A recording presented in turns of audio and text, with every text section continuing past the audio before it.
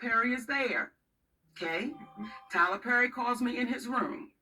Now, when I go into Tyler Perry's room, his staff is in there. Now, you ready to holler laughing? Yes. Okay, I take my security in there with me because I always want to have somebody with me. Right? Tyler Perry does this. And the people scattered. They all left out the room. I said, look at this shit right here. You saw me. And they all scattered. That wasn't the lights. That's for the people. You don't like clap the lights on? Lights off because they got their asses up out of there. Okay. So at the time, my security looked at me. I said, you don't work for Tyler Perry. You could. Touche. So Tyler Perry says to me, listen, Monique, we really need you to, promote this film because if you get nominated for the Oscar, your next movie is going to be $3 to $5 million. If you win it, your next movie is $6 to $8 million. I said, Tyler Perry, who you talking to? I'm a black woman. When they gonna pay that kind of money? No, I'm telling you, that's what it is. And if you just go and promote it, I said, listen, brother, you can pay me to promote it. Because at the time, now him and Oprah producers on the film. Right. I said, you can pay me to do it. I don't care where the check come from, but y'all just gotta pay me to do it. He said, I'm not in the habit of giving out money for free. I said, and I'm not in the habit of working for free. But you gave T.D. Jakes a check for $1 million, but that's another story, and I'm back. Mm-hmm. So when he then says that, it's like, listen, we both mutually agree. You don't give out free money. I don't work for free. Service. We hugged, Shannon. When we were done talking, we hugged. Do you hear me? Yes. We hugged like brother and sister, like it's cool. He understands. Right. Okay? Oprah Winfrey calls my husband. I want y'all to take your time because I'm getting ready to go in. Yeah, that's your camera right there. Yeah, because the people at home, they sitting there like, Monique, what happened? Bitch, I'm getting ready to take. She calls my husband. Okay. My husband explains to her what's going on. She says, there have been times I've had to draw the line in the sand. So my husband said, well, what is different between you and Monique? You've got to draw the line, and you're saying when you know they're asking you for too much. She said, you're absolutely right, and I understand your position. You're right in the position you're taking. So when you're looking at me saying, well, what happened? I'm telling you what happened. But, okay, she's saying that privately, but did she voice that publicly? Did you hear her say it? I didn't. Did you hear her say it? JT, did you hear her say it? No. Zach, did you hear her say it, Zach? Regina, did you hear her? Tommy? No one seemed to hear that publicly. She said that privately. Now, when she said that, see, everything we're saying to you, it can be proven. She had him on speakerphone. And that when she was talking to him, in that room was a man named Reggie Wells, who just passed, who used to be Oprah Winfrey's makeup artist, who he had a conversation with me and my husband. Now, for you babies that's good with the little internet, we had a show on called Monique and Sydney Find a Way to Be Unoffended. Finding a way to be unoffended. Reggie Wells is on that show speaking about Oprah Winfrey.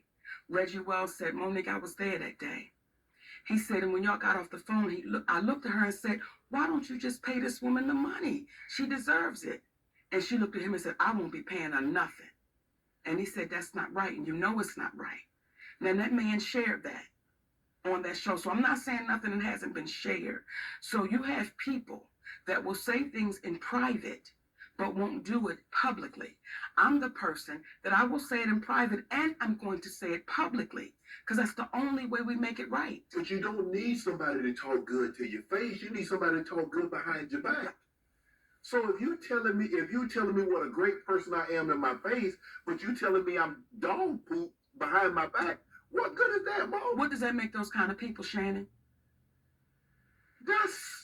What does it make those kind of cowardly. People? That is cowardly. See, here's what's this. When we have our juggernauts, Oprah Winfrey, Tyler Perry, Steve Harvey, Kevin Hart, these are our juggernauts of our community. These are the people that our babies say, when I grow up, I want to be that. Yes. I want to be like that. So we have to call those people to the mat and say, listen, what are you teaching our babies?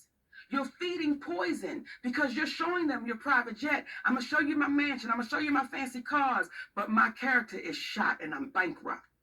I got a lot of money in my bank. It's more zeros than some of them than we can imagine. But their character, they are bankrupt. Those are bankrupt people. So everybody that Cat sat right here and told you about, I can't wait to see your next interviews with those people. They ain't coming on now, Mo. Invite them. I have. They're not going to do it. Well, look, I've already done Steve. I have a relationship with Steve. Do him again. Do him again. And I'm going to say this. I'm trying to get Oprah and Tyler, though. Baby, we got him. Y'all, come on, stop playing. They ain't coming on, Mo. Thank you. You know how. And I don't want to put you on a spot, but I'm going to say it because I appreciate you as a black man and what you're doing. Thank you. If you are my friend, and someone says to me, Monique, Shannon Sharp wronged me, and you my friend, I'm going to call my friend. You can come to me. And I'm going to say, hey, is what they saying true? And if you get to hemming and hawing, I'm going to tell you, till you fix it, you and I can't talk.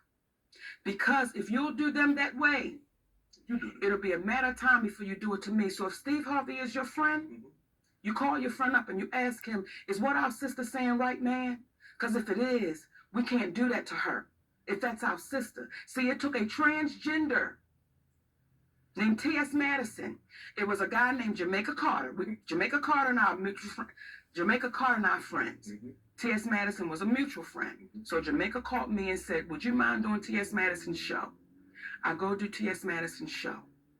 When I tell T.S. Madison, when the camera cuts, I said, listen, your friend is wrong. She said, Monique Lee Daniels is my friend.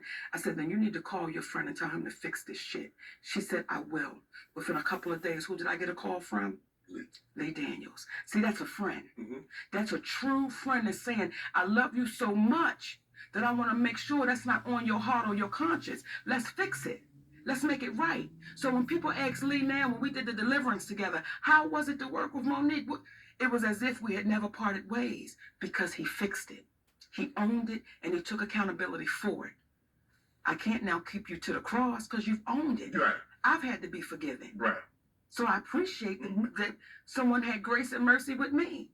So I'm going to have that with other people when they take accountability for what they've done. How much did you make for the role, Mary Impression? I was paid $50,000. That's it. That's it. And I never complained because that's what I signed up for. It was an independent film. Right? Right. So when my friend called me, and I'm going to quote him, he said, bitch, this one right here. He said, this shit is crazy. By the time I got to page 10, I called him back. I said, what the hell is this, Lee? He said, bitch, I know. He said, it's sick. After my husband and I read that script, he said, Mama, if you play this with no judgment, when he say action, don't judge the character, just become it. This is an award-winning. Yes, this is award-winning. So with all of that being said, I never complained about the $50,000. I did everything I was supposed to do. No, nothing. It is when they started asking me to become a slave. It is when Tyler Perry and Oprah Winfrey started asking me to work for free. It is when they started doing the bidding for whomever the gatekeeper was at the time to say, we can get her. Remember the scene in Sparkle? You ever seen